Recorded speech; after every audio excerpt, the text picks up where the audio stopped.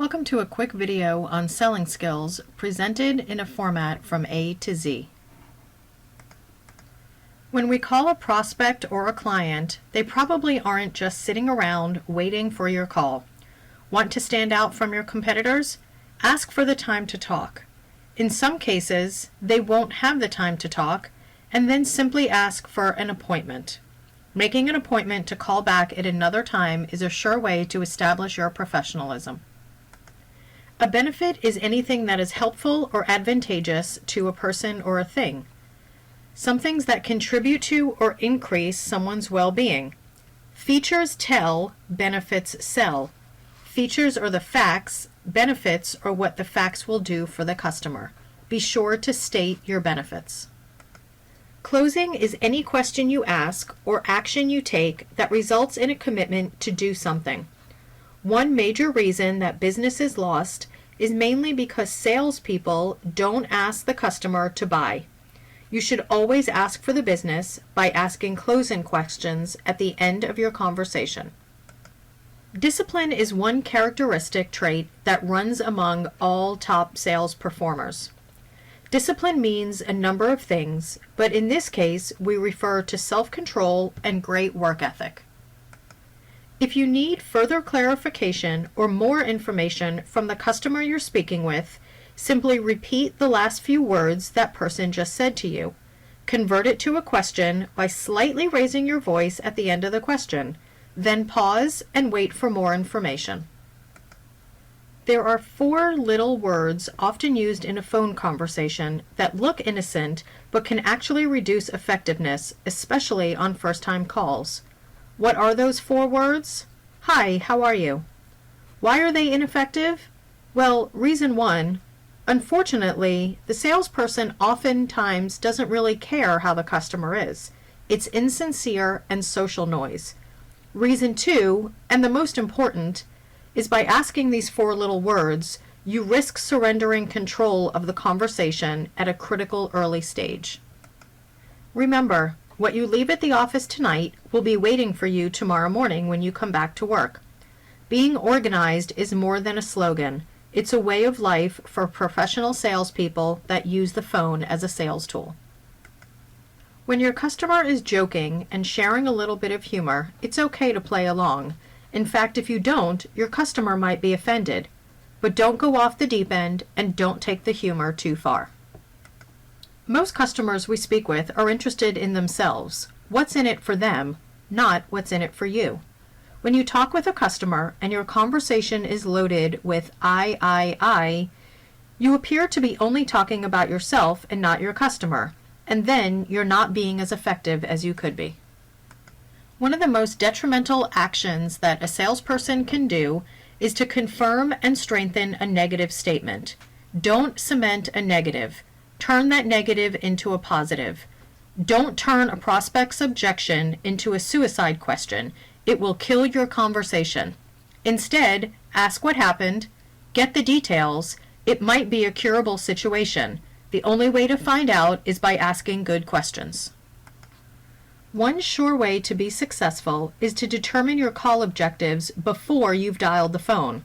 Your call objective is defined as what you plan to achieve on this call. An objective can be as simple as getting a name or a certain bit of information, or an objective might even end up with a closed sale. One of the biggest reasons prospects don't buy is because no one has asked them to. Quite often, the prospect is on the fence. Let's is the word used to show cooperation with the prospect. It's gentle, proactive, and low pressure. You gently urge the prospect to buy. For example, let's go ahead and get this project started, okay? People like their name.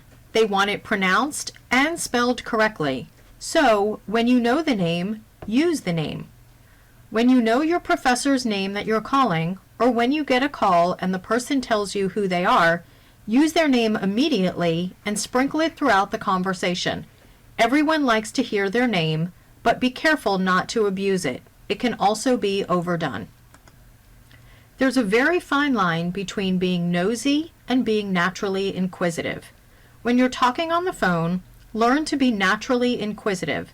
Ask pertinent and relevant questions. You can simply expand upon what your customer is saying. By doing that, you're being naturally inquisitive and will allow you to get more information. That will help you serve your customer better and build rapport. Yes, no, okay, fine. What do you think when you hear those words? They're cold and unfriendly. When you use one-word answers, what do your customers think? Perhaps you don't want to talk with them? It only takes a few extra words to make a sentence and engage in conversation. If customers hear negativity in your voice or negative comments about Pearson or the products and services we represent, they may think there's something wrong. It makes them wonder if they're doing business with the right company. When someone asks you a question just to make conversation, give them a positive answer. How's it going? It's going great. Doing okay today? Sure am. Thanks for asking. Your answers affect the customer's perception of Pearson, of our products and services, and of you. Practice being proactive and positive. One of the basic principles of selling is to present your product or service to people who are qualified to make the decision. Many people can say no or, okay, I'll pass the information on, but not very many people are qualified to say yes. Ideally, you want to speak with the decision maker. Everyone in a sales-related position experiences rejection from time to time. The most important part of rejection is how you handle it. Between not caring at all to being personally crushed, somewhere in between is really where you need to be. And no one enjoys rejection, but it does come with the job. The customer is usually rejecting the offer, the product, the timing, the price, or another factor. The important part is to remember the customer is not rejecting you as a person. A smile is an expression of friendliness that can warm up any conversation. And no doubt about it, you can hear a smile through the phone. Tests have proven it. Practice your smiling by keeping a small mirror at your desk and smile into it when you're on the phone with a customer. As you talk with a customer, an important goal is to get them to agree with you along the way. An effective way to do this is by using a series of questions called tie-downs. Here's how they work. You make a statement that includes features and benefits that's followed by a short tie-down question that encourages your customer to agree and answer in the affirmative. Tie-downs can include such questions as, isn't it? Wouldn't it? Don't you agree? Right? Tie-downs are very important, aren't they? Needs are at the root of all sales situations, and understanding those needs will help you get through the situation more easily. After all, a sale can only take place if a customer has a need and you're able to identify and fulfill that need. It's a very important concept to understand. Some needs are actually a combination of many smaller needs. Whatever the need is, it's critically important to both uncover and understand them. Find the need and then fill it.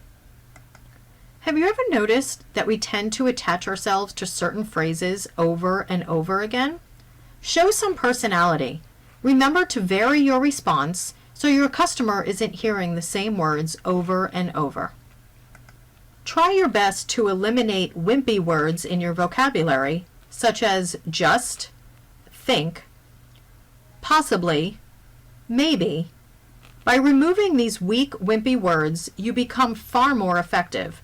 You're making confident statements rather than ones of doubt. There are certain phrases that salespeople use that unfortunately act as credibility busters. And it's sad because taken at face value, these phrases sound as though you're actually trying to be more helpful and more open. Saying things such as, let me be honest with you, or to tell you the truth, make your customers believe that you haven't been honest all along. Eliminate those credibility busters. A very interesting principle in sales is that throughout every situation, someone buys something. How do you buy from your customer, you ask? It's easy. You see, either your customer buys an idea, product, or service from you, or you buy a stall or an objection from the customer. It's important for you to realize that selling is an exchange of ideas. Either the customer is buying your ideas on why she should work with you, or you're buying her ideas on why she shouldn't buy. Well, the letter Z is a tough letter when you're making a program based on the alphabet. So think about it. The next time you run into a tough sales situation, remember to be creative. Use your imagination to solve your problem.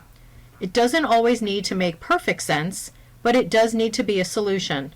Try to step outside of the box, be fresh, and be creative.